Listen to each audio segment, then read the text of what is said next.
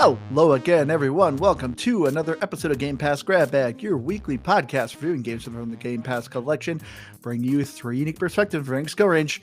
I am the slayer of this episode, Andrew. With me, the one who comes straight from the dork ages, Keith. Huh, I see what you did there. Hello. I thought that joke was hilarious at 2 in the morning.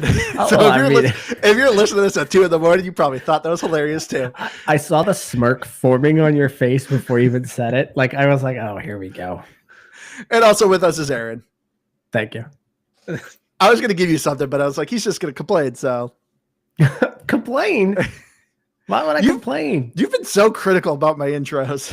Oh, no. I have not. Because you've given me some of the more forgiving intros. Keith is the one that's getting roasted, and you're usually giving me the nice ones. So I have not been roasting them. All right. Well, what I originally have for you is the slayer of the Steam charts, Aaron. Ooh. All right. That's stupid. Okay. Go back to the original one. That was just dumb. So this week we played Doom, The Dark Ages by id Software. But before we begin, just to remind you, please make sure you join us on our Discord. Our link tree is in the show description. We also have a Reddit page where we've been posting some more news stuff. We're also active on our Discord, so if you want to come talk to us live, come hang out with us there. But yes, Doom, The Dark Ages by id Software. You are playing, of course, the Doomslayer, and this is a prequel before the Doom 2016. So obviously this has kind of been like a new semi-reboot series, and this is, of course, just the prequel of it. Where you are playing, of course, the Doom guy, where you are, of course, killing demons. And there's actually much more of a story in this one, which we will get into. But at the moment, you don't really know too much. It's a run and gun, shooting with a shield, sawing demons in half, and the glorious mayhem that comes with any Doom game. So going around here, whether or not this is a game or pass, I have been a big fan of the Doom series. Look at the list. I think I've just about played every Doom. Never. No, there's some like offshoot ones I haven't done, but but it's weird. I never consider myself like a huge Doom fan, but I do love it a lot. For me, this is a game, but as far as the new reboot goes, from Doom 2016, Doom Eternal, now this is probably my least favorite. It's still very good. It's like pizza, even a bad pizza is still pizza. So I still had a lot of fun. This is very much a Doom game. But this just wasn't my speed. I wanted a little bit more. But you will not be disappointed if you do like Doom games. Well, that's actually debatable because people online... That might be, as I say, from what I've read, that seems to be the argument of why you would not like this game. But we'll get into it. But yeah, I have short, not short, like I've probably touched all of the Doom games in some capacity. I probably played the old PC version back when it was 16-bit or whatever, and I've played them, but I never played them a lot. I was never like you said, and I definitely closer to accurately saying from your interview that I'm not a huge Doom fan, but I like them. They're fun games. I know that I'm always going to have a fun time when I pick up a Doom game, and that's exactly what this was. It's fun. I've enjoyed it, but it's not the greatest game I've ever played. But a good change of pace. I feel like we've been playing a lot of like actually serious games lately, and to just play something kind of nonsensical and fun was good. Yeah, this is like pure video game. Yeah, I feel like I'm going to spend a whole lot of this episode yelling at the internet. As you do. I can already kind of feel it boiling inside of me a little bit here. Yeah, Doom is a game. I don't think there's any reason why you would label it not a game. It's kind of mindless to go play. But that's what Doom honestly is at this point. Yeah, there's a lot of strong opinions about this one. And I think about 90% of those opinions I think are wrong, or they're just completely misguided. And I think Andrew's probably going to pin up against me on some of these ones. No, I just kind of feel it. I don't know. We'll see. I'll get into my broader thoughts on this, but yes, I will say this is a game. All right. So Doom, The Dark Ages, with the story, as I said, this is a prequel before Doom 2016. The story. So I remember, Doom Eternal, they had a story, but it was kind of hidden. It was a lot of codexes. And of course, people complained about it. Like, what's going on? I don't want to read. So id Software was like, all right, we'll tell the story more in cutscenes this time around. So it's a little bit more explained and understanding. I gotta say, I found the story actually more confusing. I've been following the story, but even then, like, I'm still kind of like, what is going on for a hot second here? So from what I could get, the opening cutscene literally feels like the opening cutscene starts halfway through a story that's been going on. And it's like, what is okay? Is there supposed to be a prequel to this prequel? Am I missing something here? But yeah, you are on the planet Ardent Denur. Or is it Argent? I don't know. But either way, you're on a foreign plane where they're all called humans. Argent Denur, there it is. Where they are being attacked by the denizens of hell. They are trying to find the Ardent Heart. Of course, you don't know what it is, but it's something hell wants. So as a Slayer, you're like, well, they can't have it.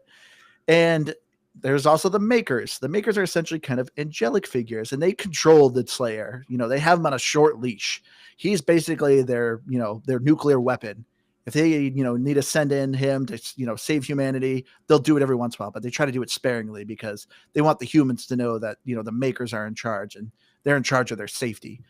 But of course, they keep sending you to every location. Every 5 minutes. Like, we never do this seriously. Okay. Oh, this time, this will be the last time, but next time we're not going to. Okay. But seriously, guys, next time. It's just weird. You think they would just maybe support them with just generic troops so they would have to keep using the Slayer? I don't know. But of course, it wouldn't be much of a game. But anyway, so you're, of course, trying to save humanity from the denizens of hell. But yeah, what'd you guys think of the story? You're not actually trying to save humans.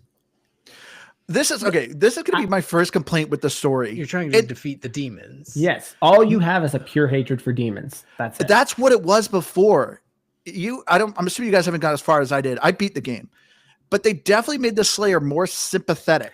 And all the other ones, he very much was like, he never was mean to humans, but he clearly would push them out of the way. Like, you guys are you're in my way to the demons. I want to kill demons. Get out of my way. This time around, he's very much like, oh, humans. I need to save you. I need to help you with this thing. And it's like, it's kind of weird. Well, they put some context to why you like why they're controlling.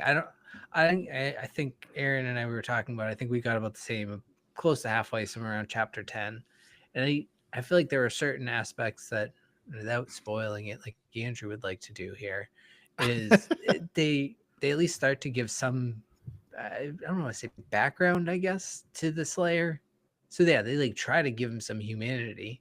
And I'm sure by the end of it, it sounds like they do more so maybe. But the thing is that if you look at the graphics, like that to me is how you know the difference between a Doom game.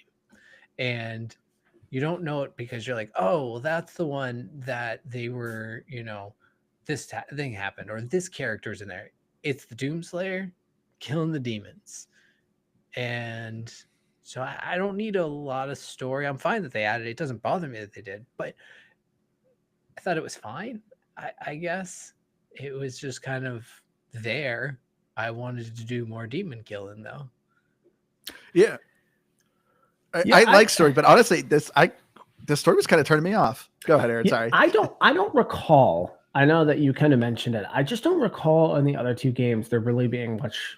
Like you said, there's obviously codexes in Eternal, but I don't even remember in the original one there being any of that. Like OG like Doom. Story. Yeah, the 2016 Doom. Oh, 2016. Yeah. So no, there was codex in those. So okay. So what's weird about this story is it literally drops you into the middle of this as if it is like a very direct sequel to something you just saw. Like the how these things are all set up, but it's not. It's its own thing. This is being mentioned in the chat. I do. So Aaron, you talk about the sympatheticness of the Doomslayer, because I think the coolest thing about the Doomslayer is all he is just a manifestation of just pure hatred to demons. Like, that's it. I think that's kind of cool. I think it's cool that that's all he is and that's all he needs to be. I think it's the first time he talks ever. I don't recall him talking in the other games. He says, I remember at least one word he says in Eternal. I think he says something like rip and tear. Okay. But he really doesn't. And I think he maybe said one word in Doom 2016 as well. Okay. And this one, at least at the point that I've gotten to, he says one word, Yeah. and it's to save a human. Run. Yeah, That's it tells him to run. And I was like, what is that? That's Yeah. stupid. I hated that. I hated that Yeah. so much. I was like, do not do that. It You're felt not yeah. Oh, to the king. The king, yeah. Which is another thing that I'm like, this is the other part about the story that kind of like just sucks is like, why does he care about these people at all? Like, why does he have any connection to them? So does he hate that he's being held captive? Yes. I think so. It kind of seems Because like he does. wants to kill demons and he doesn't want to be on a leash. Yeah, but does he want to kill them? If he's no. just pure hatred for demons, He's his just pure thing would hatred for be to get demons. away. It's But, very like, confusing. he at the very least, it's like I think he recognizes that like his role is to protect that guy in particular, and so it's like he's Is that his role? His role is just to kill the demons. I'm stretching, but I'm if glad these you admit it. makers- If these makers have him on a short leash and doing what they want him to do is his only way to get out there and do some demon slaying, he'll play along to their game, because even there's a certain point where I don't know if I want to say it because it is, but like they kind of lose control of you, but not enough so that they can't just be like, hey, go out there, and you're just like, whatever, cool. And so the humans are happy because you're doing the demon slaying. You're happy because you're doing the slaying, and then they're just like, we don't know what to do right now because we have no control over it. Yeah, At least that's the vibe I got of that. Well, that's part the of thing. The story is really vague, but there's a lot of it which is Yeah. also really weird to me. Like, they clearly set up a lot of cast around you, and that's where I thought, okay, this is what they're going to try and do to kind of create a story. Is obviously you're not going to talk. You're just pure hatred for demons, but these people are going to talk around you, and this is what's going to move things around. But it doesn't. Well, There's some of these no people exposition. some of these people are like returning from 20. Did you ever play Eternal?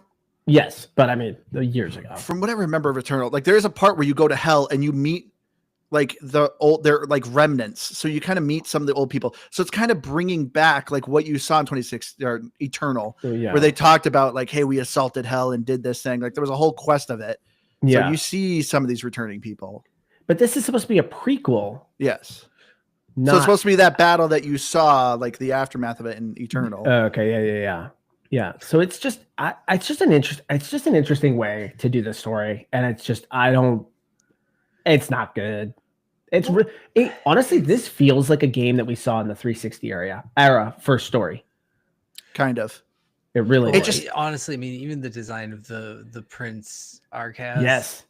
I don't all of get them. ahead, I don't want to get ahead of that, but yeah, that design was, I don't even say questionable. It was just it was a choice, and it was one that didn't require a lot of choices. Clearly, they just went, that seems fine. But that said, like with the story too, I get that it's Doom World, but I thought it was going to be like medievalish, but it's really not, because there's spaceships. Yeah. But it's and weird. lasers, But then there's a horse-drawn carriage, a two-wheel horse-drawn carriage, and it's like, how poor do you have to be in this world where there's spaceships where you have to use a horse-drawn carriage? Yeah, I don't fully follow. And I mean, the weapons are cool. The shield is a lot of fun, and we'll get into that. I think, well, no, probably not in gameplay. We'll skip over the shield, but it like I didn't know where I was in this. I thought it would have actually Yes. been really cool if it was like super medieval and a lot of hack and slashing demons as Doomslayer a little bit, like, but instead it was something. Yeah. Well, if you played Eternal, which you did, I don't know if you remember, this was a place you visited in Eternal. You came here, and don't think I this was played where a much of lot of Eternal, though. exposition was of, oh, you saved these people at one point, blah blah. So it is like a returning place. But yes, it is weird of like, if you're a newcomer to this game, it's like, but it's a prequel, so should you be playing this first? Should you be I don't going to think it matters. Eternal? I just don't think the story matters that much. Because even if I did know all that, even if I did remember all that, But again, it's been so long since I played those games, and trust me, I was not remembering the story in any of those. So getting to this, it wouldn't have made that much of a difference because the story itself still was really rushed. It felt rushed, but again, there was a lot of it. There was I was shocked at how many cutscenes existed in this game. Every level, yeah. And it was I think it's like at the beginning and end in some of them. Yeah, and they were unnecessary. They really didn't move much forward. And you could skip them, I think. You can hold that and skip. I never actually did. I was trying to give it the benefit of the doubt. Yeah, I mean, I was riveted, so I stuck with it. I'm more like, I knew what was going on, and I thought I knew what was going on, but either way, I wanted to just get into more of the slaying, and I feel like that's what we should do more talking about. See, I gotta feel like I gotta yell at Aaron because he was yelling at me, Dredge. Oh, clearly you don't understand what's going on, Aaron. You weren't listening to the story. How dare you, Aaron? No, it's just very surface level. It's not very good. Yeah, my issue, the writing was all over the place. For me, the biggest issue was the transitions. So the point you mentioned of the Doomslayer saying run, you're literally in this mech, you shoot at the prince and it blows up. Then literally next level, you're in hell. And I'm like, how did I get here? How is all of a sudden I'm in hell now? And you're like, I'm assaulting the front gate. And of course, you're hearing on the radio, the girl's like, oh, we tried assaulting the front gate. We couldn't do it. So hard. You see, of course, destroyed robots everywhere. That this failed assault. They're like, oh, we couldn't do it. You get to the gate. You go in the gate. And then she's like, oh, we're opening a portal. Can you come back? And you just come back. And I was like, what was that? Like, that made no sense for the story. Why was all of a sudden I assaulting Hellgate? I get in there and then I just go home. Like, what was that? It literally felt like they were like, we need 2 more levels. Just put them here. You closed off the Hellgates there, right? And there were some cool fight mechanics that they threw in there. So yeah, they needed to not lose those assets. They created some fun fights, and they're like, here's a place where we can sled them. Yeah, I really don't like. The thing is, this game is just not supposed to be about a story. If you're coming here to play for a story, that's not why you fired this thing up. You could 100% skip every single one of these cutscenes, and you will miss nothing. You probably shave off about 3 hours of your gameplay. And you literally will miss nothing. I want to argue with you, but honestly, because I'm trying to think. I'm like, wait, was it there? I was like, there's at least got to be some cool action scenes. But now that I think about it, I was like, there wasn't even really cool action scenes. Even the main boss isn't all that cool. He's a weird design, but I thought, I think the first time you see the mech fights, it's kind of cool. But I don't know, because you see it in the distance a few times. That's what I'm saying. And to me, that's just as cool. That's what I'm talking about. Like the first time you see that. No, that's fair. That's in gameplay. You see them kind of in the distance fighting, the close distance. And that's cool. The cutscenes for them are not interesting. Well, because some of it puts some screen shake into it too when you're going nearby. There's some elements to it that those are almost cooler than the cutscenes. There's literally nothing worth watching in the cutscenes. There really isn't. Yeah. Like I said, I want to argue with you. But that's reality. No, there really wasn't many cool explosions, though. All right. No. But let's get to the gameplay. So if you've been, if you've ever played a Doom game, you generally know its big thing is lots of guns, fast-paced movement, bullet hell, boomer shooter. This is one of the granddaddies of first-person shooters was the original Doom.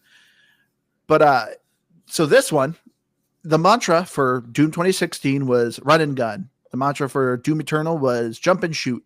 And so the mantra for this one was stand and fight. So the Doomslayer has kind of not a whole new kit, but big addition to his kit is a chain shield.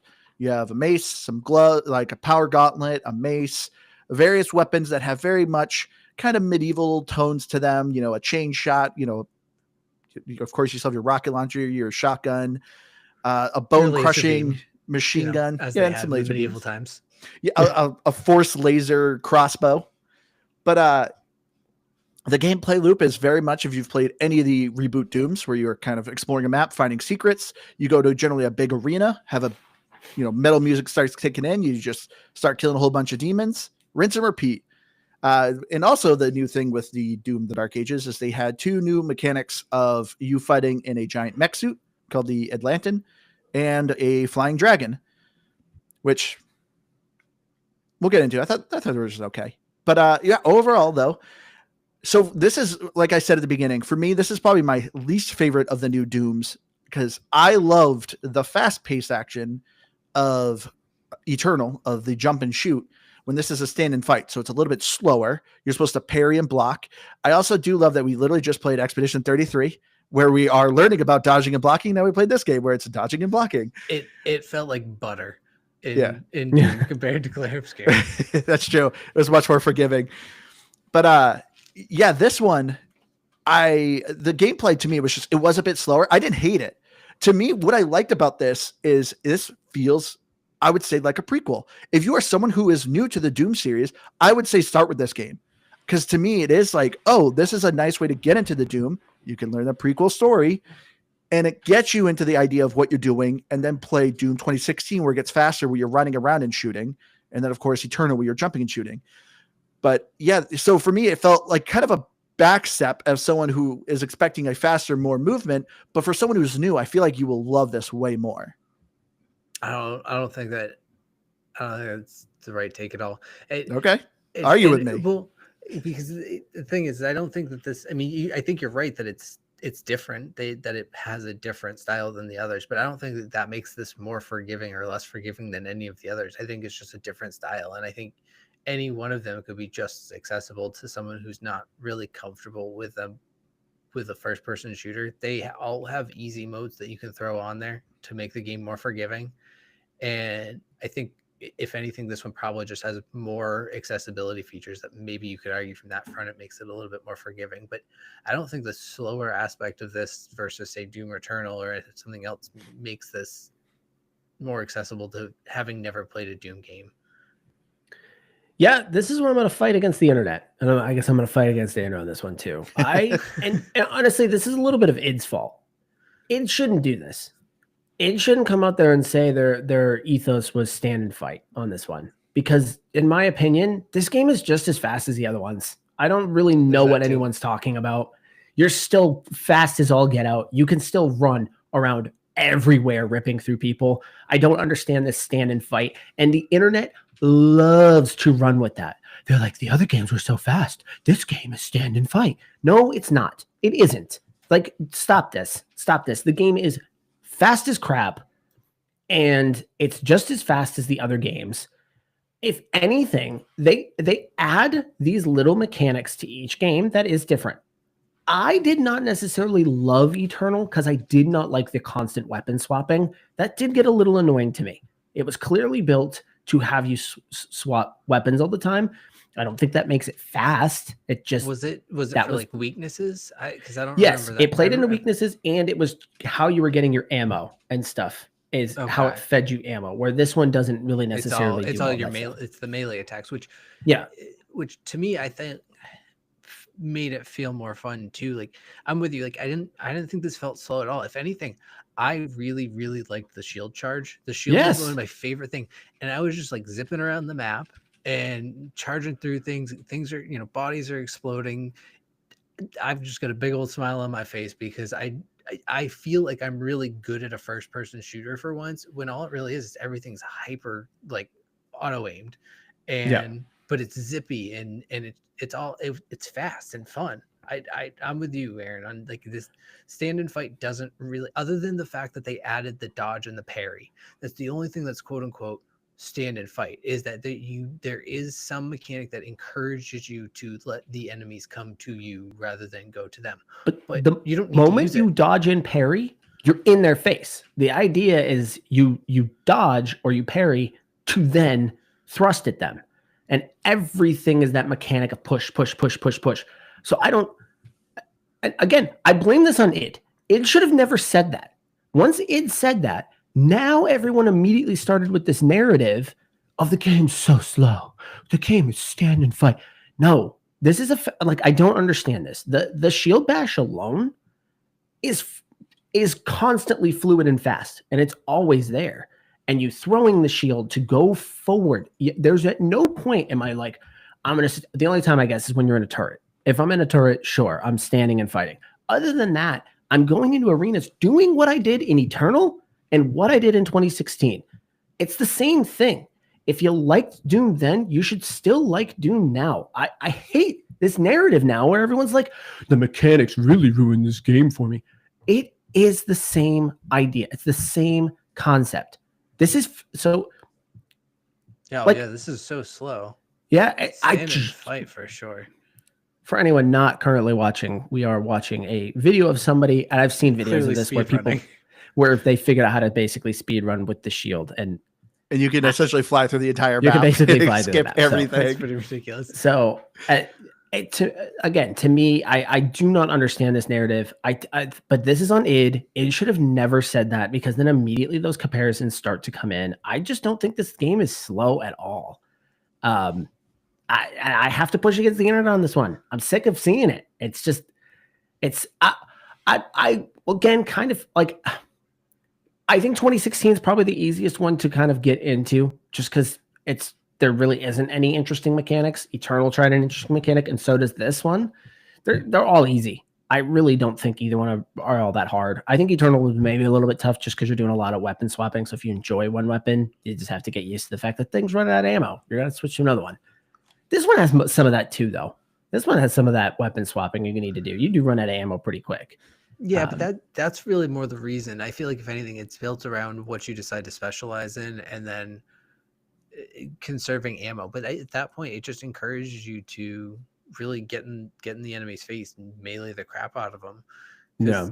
Every time you do a finishing kill, that's ammo, and I think it gives just like all ammo versus like the random ammo pickups. But it's just I just played on the standard difficulty, and I feel like I could have played on more difficult and at least gotten by. But I think it was like the perfect stretch where I was dying a few times here and there on some of the bigger bosses, but there'd just be, some of those prolonged fights where I'd be on the brink of death for a good 30 seconds, and it made it feel intense, but I never felt like I was losing control of the fight. It just always felt like it was just right at the brink of it, and it kept it fun. And if you're playing right, you're always on the brink. You're always edging it. Yeah. And so they just, I felt like they did a really good job of balancing that gameplay. Yeah. Also, there is an auto sprint toggle here. So if you do just want to stand sprint, which I recommend, there's no reason to not have auto sprint on. Just keep auto sprint on. And again, you're going to feel plenty fast. So I agree with you. I wouldn't call this game slow, but I would say it is slower. So, and unlike you, I liked the weapon swapping of Eternal, because to me, I loved that kind of running in a loop, targeting the bigger guys that I need to hit, sniping the Scorpion's tail so he's not sniping me. Because a lot of enemies' bullets in Eternal were dumb. They just shot in a straight line. So if you stood still, you're going to die very quick. In this, a lot of the bullets are homing. So you really have to have your shield. You have to be looking at the enemies and kind of preparing for attacks or when to charge and get out of the way, because a lot of these stuff are coming straight to you. But so I didn't, to me, a lot of times you could just have one weapon almost the entire time. And that was also kind of the thing where it's just like, to me, every weapon felt the same then. Like, for the most part, it's like, I can switch to the shotgun and enemies will generate shield for me, but it's just, I can literally just use this pulverizer. It generates ammo and I never have to switch.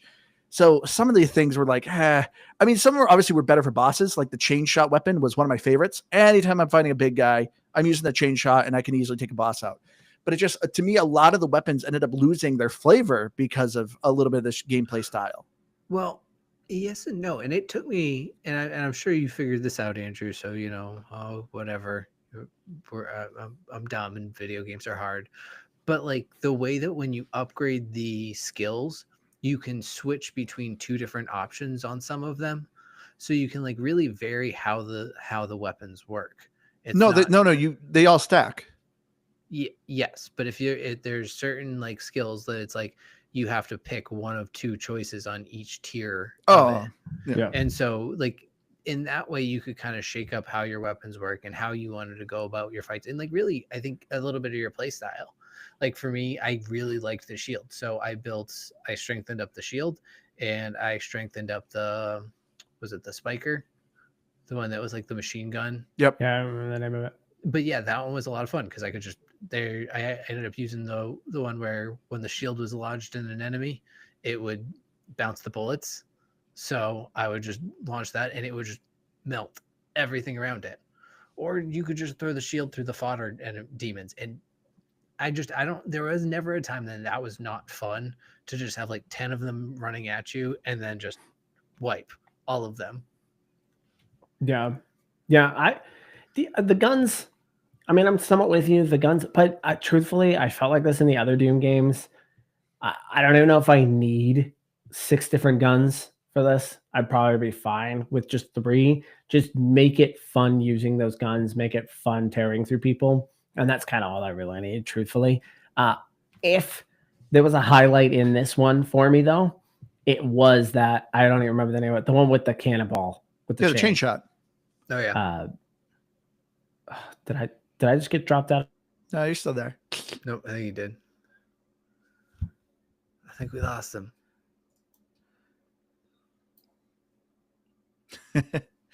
But so I mean, this is a lot of the other thing that's just, I will say, is annoying with the internet, because it is the typical mindset of the internet. So I played on Nightmare, which is essentially the hardest difficulty that isn't super punishing, because, you know, if you play it on the other one, so there's Ultra Nightmare and then like Super Nightmare.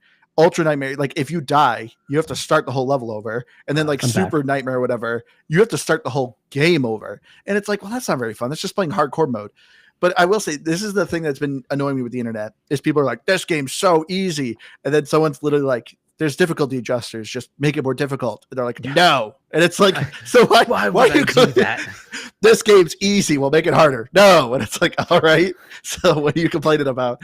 But that is a lot of people like on the internet. The difficulty feels like it's the other ones. They all feel very similar, just with slight mechanic changes. That's really all this is. I do not understand this discourse where everyone feels like this game really went left field with its gameplay. I'm like, it's been a while since I played the other ones, admittedly, but why pick this up? And I felt like, oh yeah, I'm playing Doom.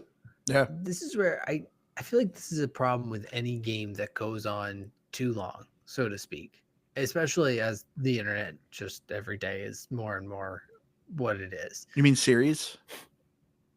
Well, game series. Oh, okay. I thought I was like, wait, are you saying this game itself with like playtime is too long? Yeah, no, like okay, game series that go on this long is the fan base doesn't know what they want anymore.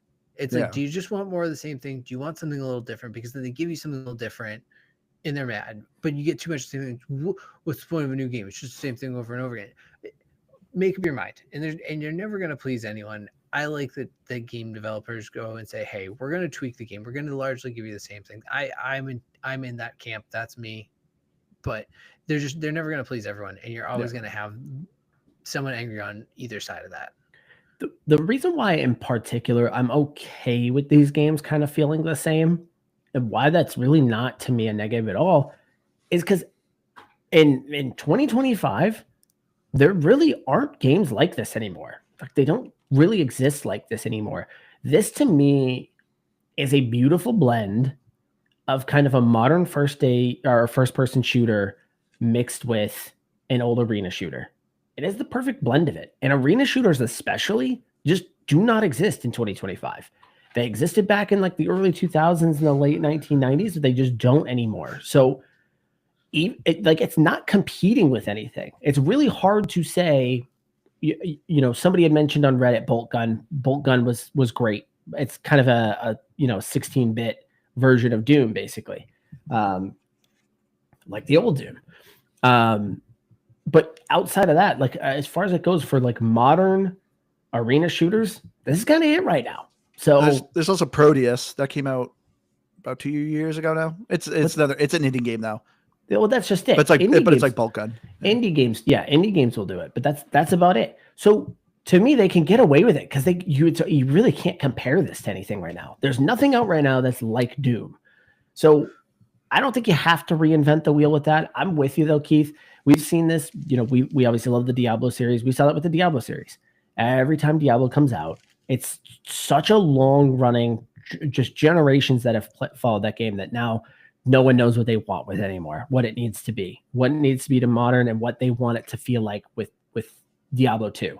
You're kind of getting the same thing here, where you're getting some people that are diehard fans, and they're going to have issues with it for it changing too much or it being to the same.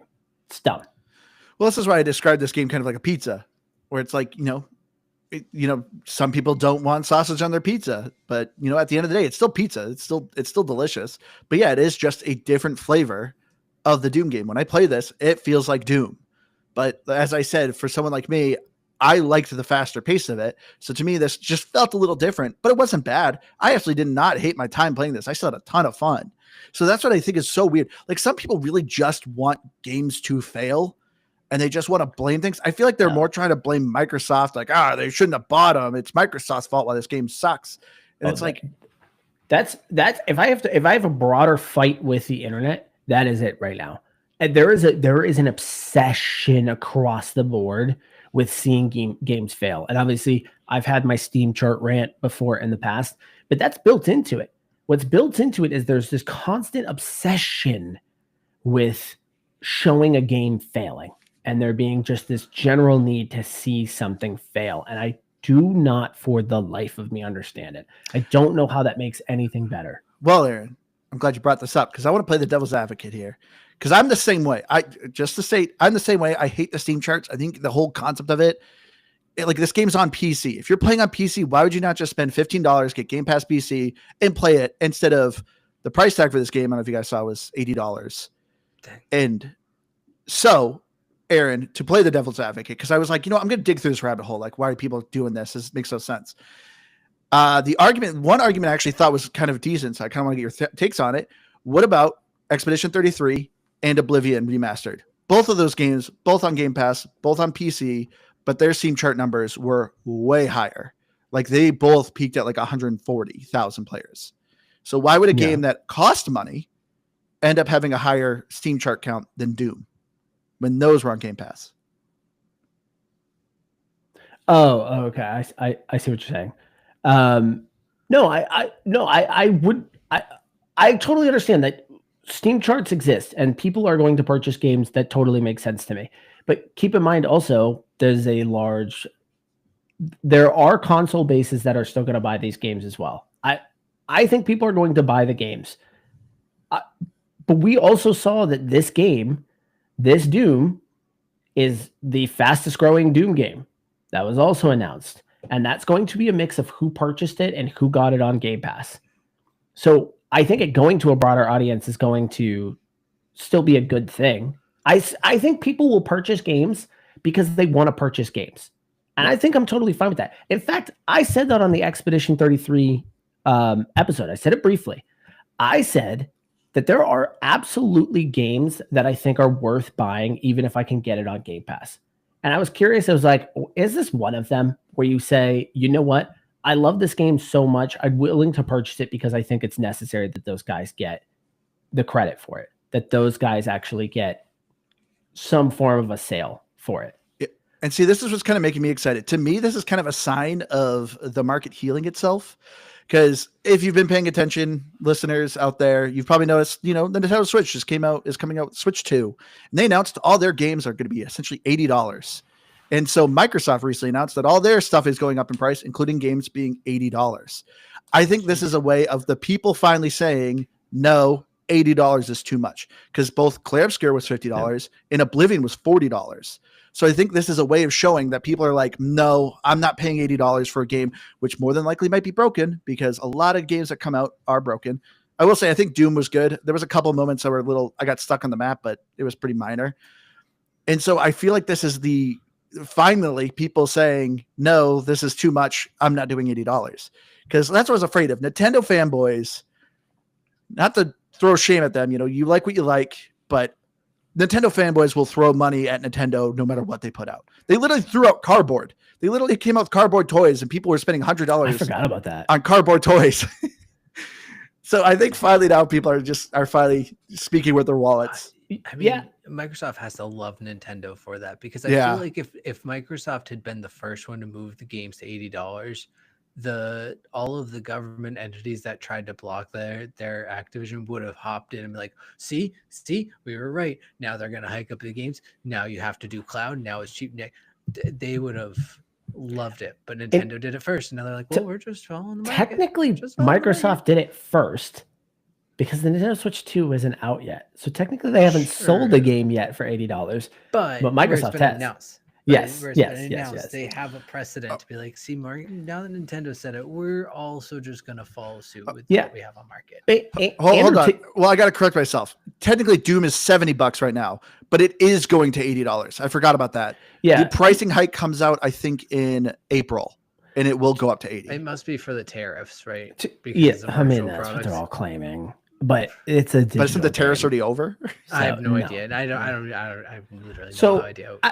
Andrew, just to double down on kind of your point, because I think you actually do make a really good point there. I do think there's a price point, especially that people are just going to be willing to go purchase it.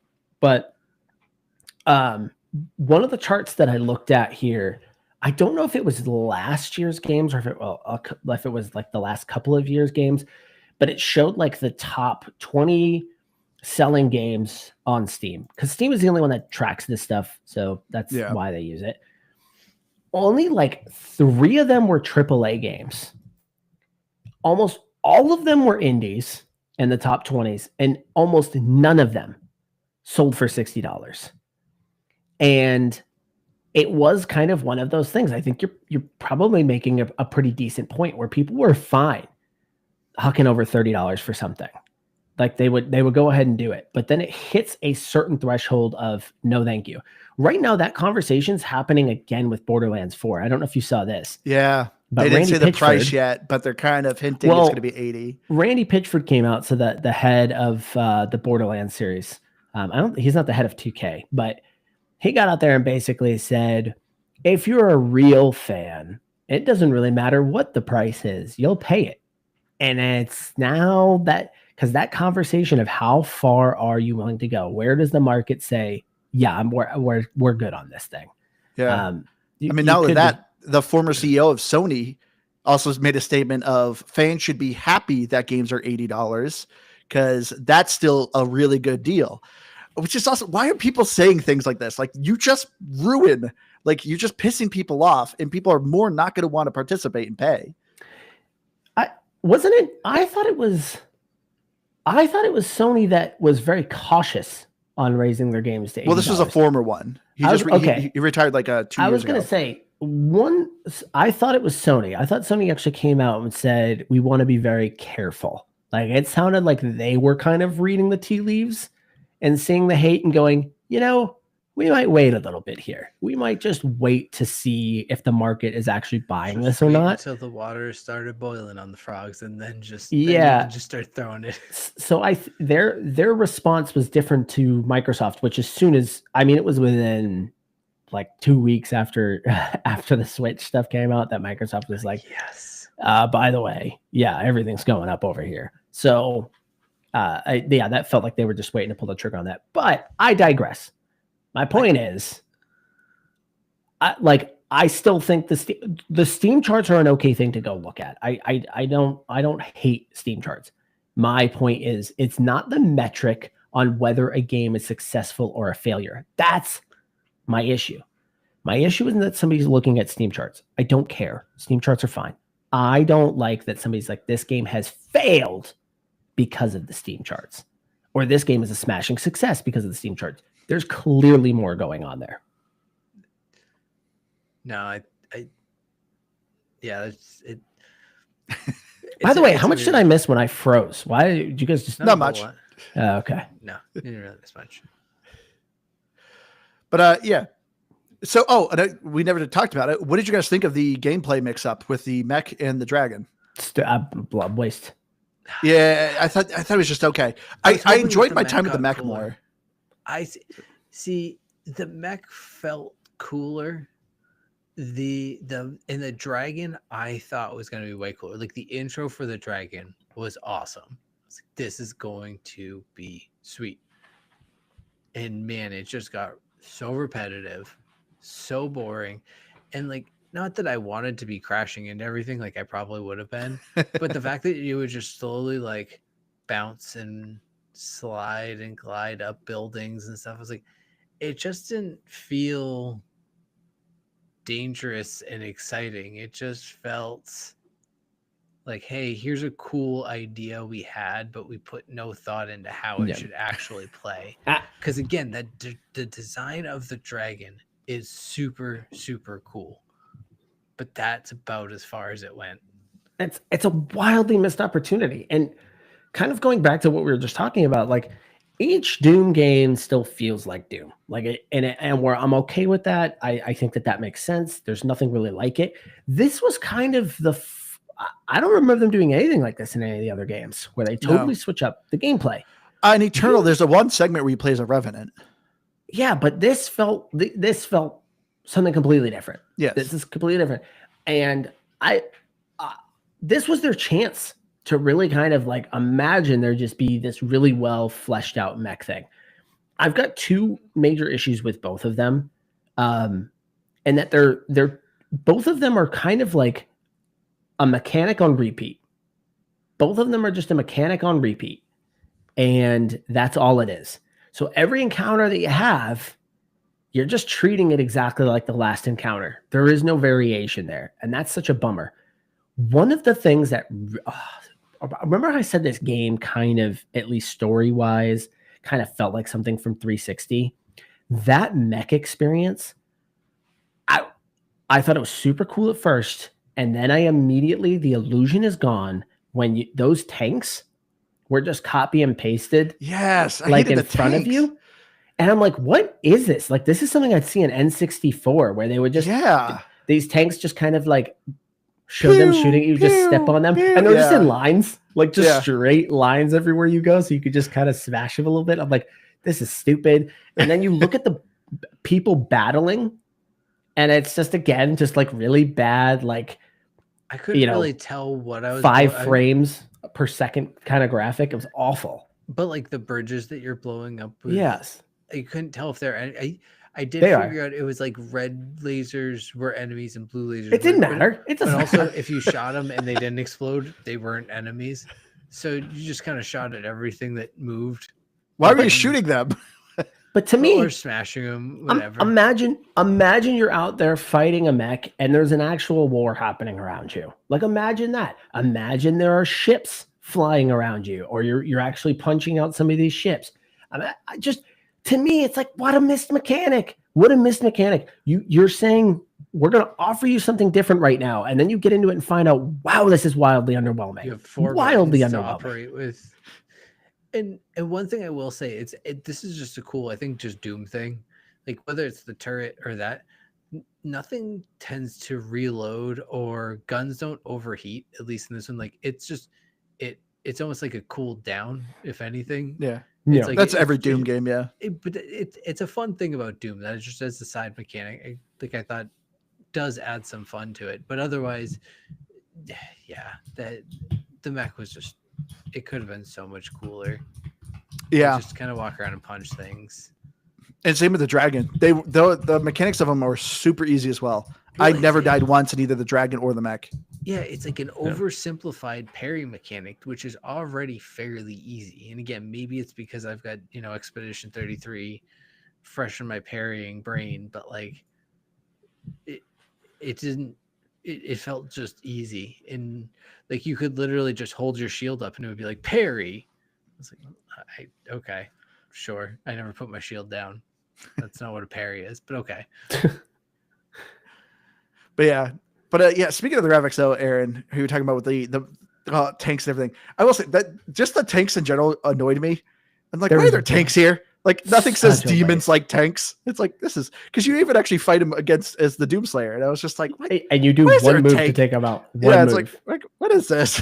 Which I was almost glad about though, because man, the amount of those tanks they throw in there, if it took anything more than just one block, they would have been so annoying. Yeah.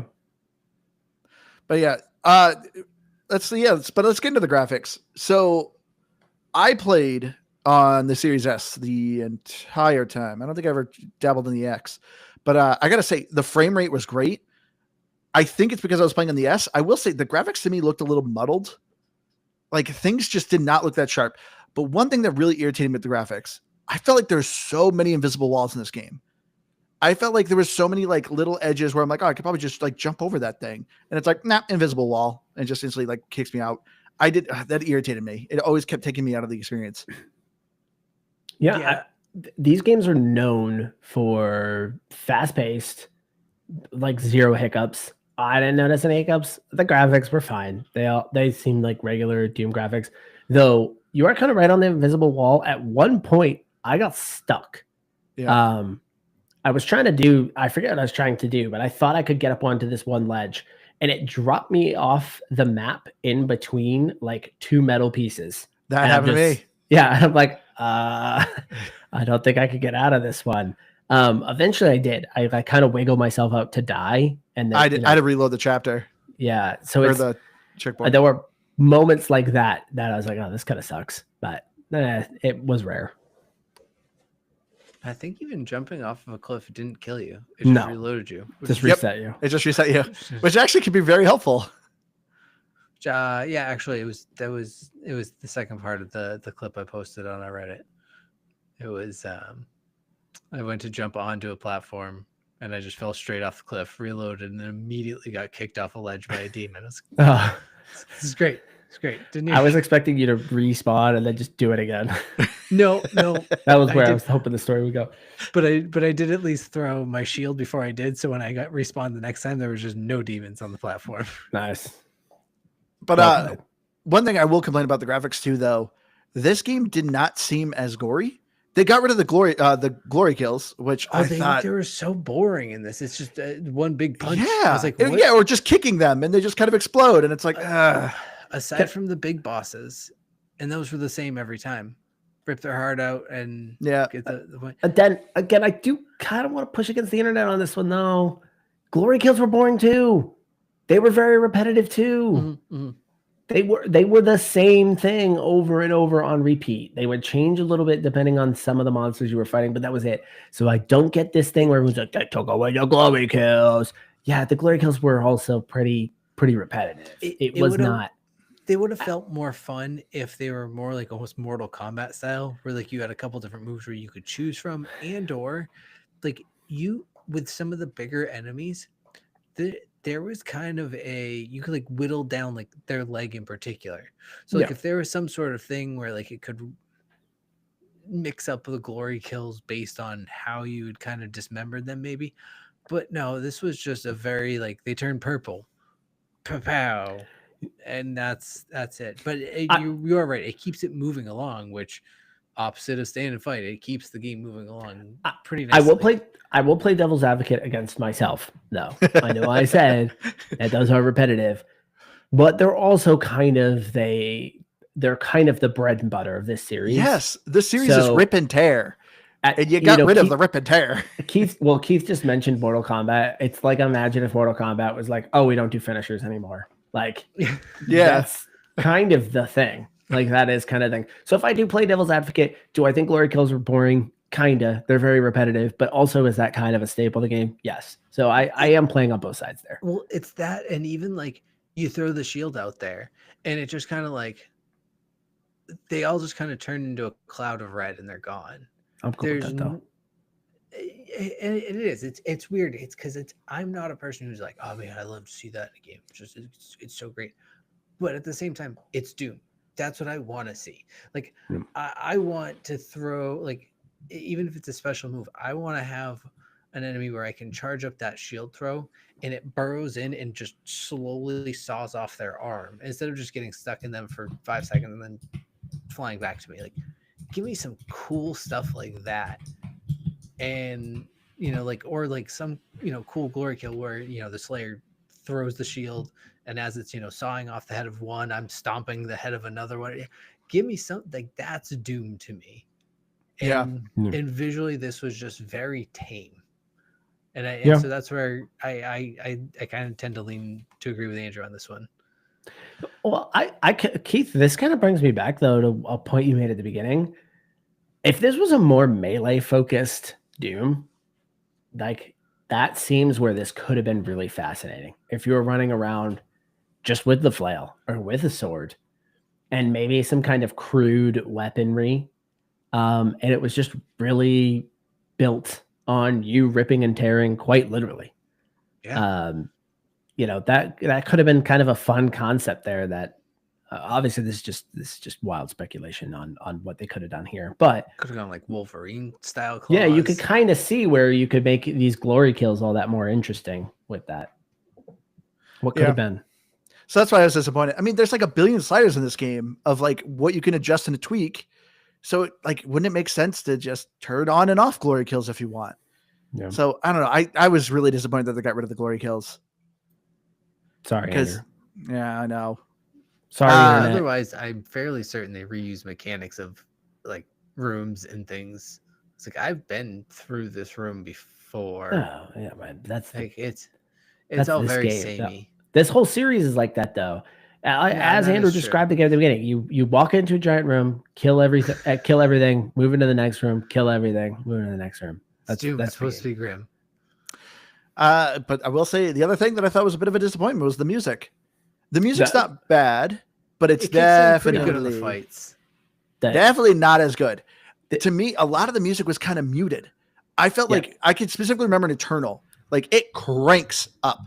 In this one, it still just felt like it was in the background. Like you're getting good metal music, but it just felt quiet.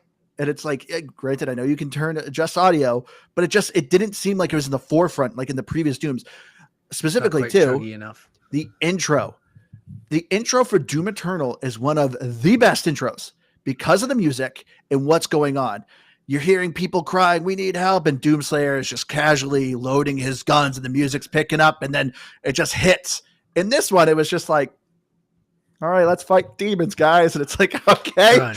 like, come on. The music clearly was not in the forefront. Like, why? Like, I didn't realize. So, thank you, Javier from Nerd Talk Plus, who pointed it out to me that the original composer, Mick Gordon, was not part of this game. No. They got a kind of a completely new team, and I think it kind of shows. So, this is the area. If I pick something in this game, this is the area where I say it's unforgivable. Like the glory kills, I could take it or leave it, but this to me was unforgivable with the music. So, yes, to give you a little bit of backstory, Mick Gordon, who worked on the first two Doom games, he had a bit of a fight with id after Eternal, and they both sides went back and forth. Like he basically gets fired.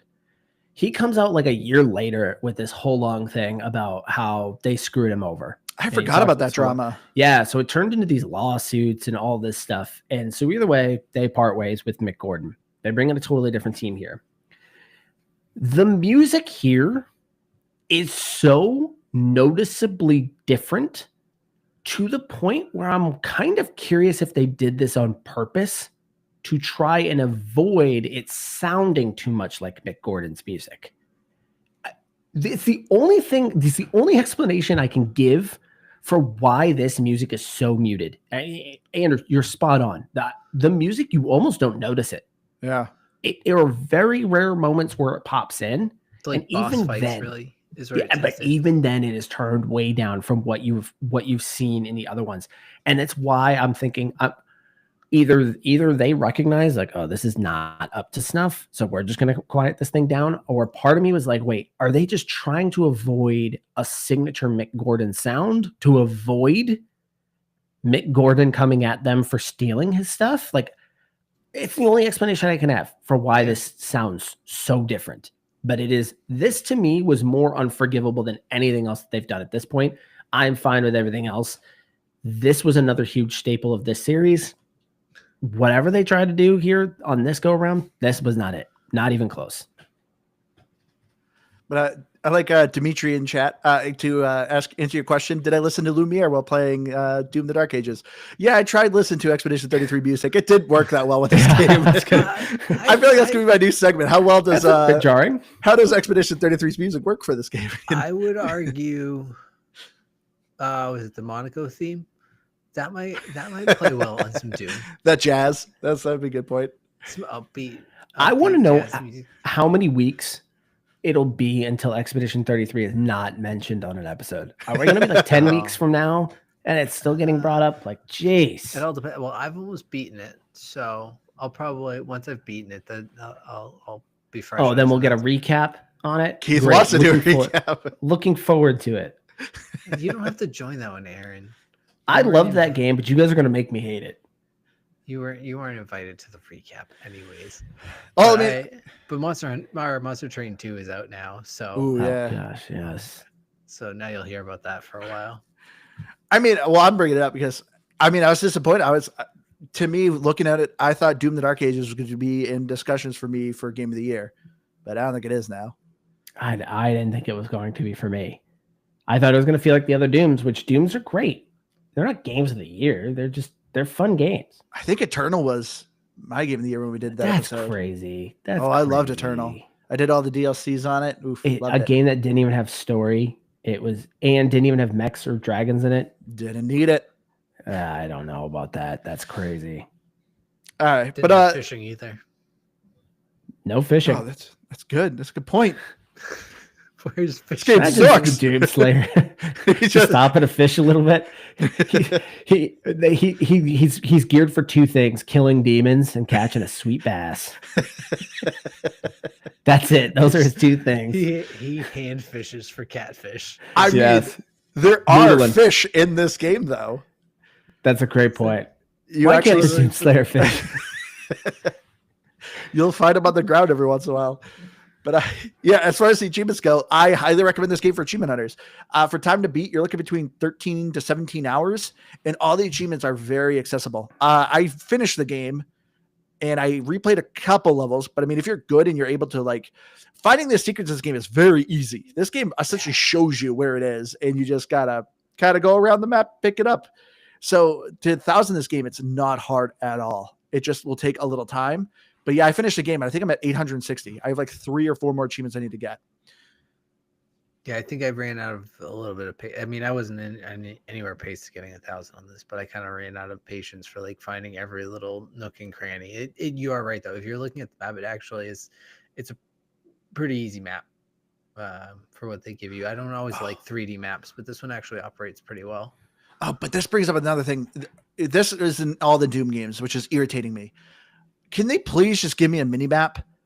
I am constantly hitting the back button, opening the map, opening the map, opening the map. Because I'm I'm probably going to stream this game. But I'm people are just going to constantly see me opening a map. But it's I want to get all the secrets because they're very important.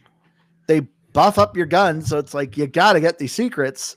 And it's just you live stream it, Andrew, and then you put a trimmed down video out later. You think I got time for that, Keith? Yeah, sure. I mean, if you want to see my stream, I did stream the first 5 or 6 chapters. So yeah, if you do want to see at least my stream of the Dark Ages, but yeah, just give me at least a mini map. Cause that was the other thing too. Even if I'm not looking for secret, there's a lot of times where I'm as you said, Keith, a lot of the assets are kind of reused. So I'm is this the corridor I went down before? They do a good job with a ping showing you where to go for your objective, but at least a mini map. The original Dooms, the OG Dooms, you could do a mini map overlay on your screen. All right, so we've got 2 rules for all video games. 1, the A button is always jump. Yes. 2, I you have disagree to with have that. mini map. Yeah. I agree with that one though. If there's any even small chance that a mini map could work, just do it. Just put it in there. There's no reason not to have it. If there's a big map, mini map. What if you're playing a 2D game? mini Put map? it in there. Yeah, I'm pretty sure- I've played 2D games that have usable mini maps. I'm pretty sure Two Crowns had a mini map, didn't it? No. No. I thought it Ori did. You're making me question it too. But Ori did to a certain degree, I believe. it had a map, but it had a mini map. I could be totally wrong, but I feel like I remember it having Gosh, small this thing is digital- derailed. Anyways, We're talking I mini know. maps. This is awful. Come on, guys. Let's go back to our gaming catalog. No, Did let's wrap Monster this up. Train have a mini map? Wrap this up. I'm gonna find All out right. tonight. Well, let's get to our final thoughts here. So for me, Doom: The Dark Ages, I was very excited. I'm a big fan of Doom. This is fine. It's still very much felt like a Doom game. Aaron disagrees with me. I feel like if you're a newcomer, I would recommend starting with Doom: The Dark Ages. I do feel like it was a bit easier. There's a ton of difficulty sliders. enemy projectile size, enemy projectile speed, how big your parry window is, enemy damage, how much damage you give, literally just about anything you want to adjust. So to me, I felt like this game is way more accessible for someone who's new to the series. And also too, it gives you a story. So you're kind of understanding a little bit what's going on. The game definitely kind of ends for a setup for DLC. I mean, it wouldn't surprise me. They did 2 DLCs for Eternal, which honestly, I'll probably actually go check out. I bought the Eternal DLC and I really liked it, so it wouldn't surprise me. But as a longtime Doom fan, I liked the fast-paced action.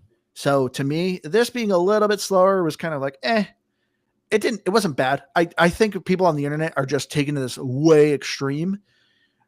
I think this game is still a ton of fun. As I said, this is like a pizza. You may not like pepperoni pizza, but for other people, it's their favorite pizza. At the end of the day, though, it's still pizza. It's still delicious. So Doom, still delicious. Still loved it. The new mechanic stuff wasn't super great, but it also wasn't there a lot. You do 3 dragon levels and I think 3 Titan levels out of 22 chapters. Not that big of a deal. But yeah, to me, this sits on the lower 80s. I'd give this an 83. A little disappointed in the music as well, but overall, though, still Doom game. I mean, I feel like Andrew is just forgetting about people who are lactose intolerant, maybe vegetarian, pepperoni pizza. Yeah, he keeps bringing up pizza like I don't. I'm really hungry. Okay, I don't. I really want some pizza right now. But that's this is a Doom game, and I think if anything, I think right now is the only game on Game Pass, or only Doom game on Game Pass. It's the only game on Game Pass. Nothing else exists. They've actually shipped it. Is that true? Yeah. Is this the only game on Doom game on Game Pass? Oh no, that's not true. It's software. It's a Microsoft Studio. Yeah, but they literally have all the Dooms. Once he said that, I didn't remember seeing them on there. Yeah, no, they literally just re-released OG Doom 1 and 2 remastered, which are really good. But no, they have Doom Eternal, Doom 3, which was that old 2005 Doom. But anyway, either way, I think if you're gonna play it, I don't know, play any one of the new ones, and I just pick one, and I think it'll be fine. I don't think that there's anything about it that you're gonna be like, man, I can't. This isn't for me. Versus any other of them, you're either gonna like the Doom series or you're not gonna like the Doom series, and then from there, if you have another pizza, have a different kind of pizza, or because there's flavors. I'm gonna go with ice cream. Just have another flavor of ice cream. I don't know, but it's a Doom game. It's fun. I don't care what all the complaints have to say, because it's just you're not gonna please the fanboys, but you're gonna please some of them because they want. I don't know. It's fun. I think it's a solid 78. Okay. So just to kind of give a recap. Story, pointless. Weird looking prince. Yeah, weird looking prince. Oh, we really forgot to kind of rail on him. Yeah, he looks awful. He was very smooth. Yes, very, very svelte. The dragon mechanic, total waste. The giant mech mechanic, also just a waste. Did you hate this game? Music was a downgrade in general. No, but here's the thing, right? That sounds like a whole lot of negatives. The fact of the matter is it's still just good, mindless fun. And is there really anything in the market like it? Yes and no. There's nothing on the market like that. And yes, it's a ton of fun to play. So it's at the end of the day, you still can come back to it and recommend it, even with all of those things missing, because it's still just a fun Doom game. I'm gonna stick right around where Keith is at too. I'm gonna say it's a 77. So Keith said 78. I'm gonna say 77.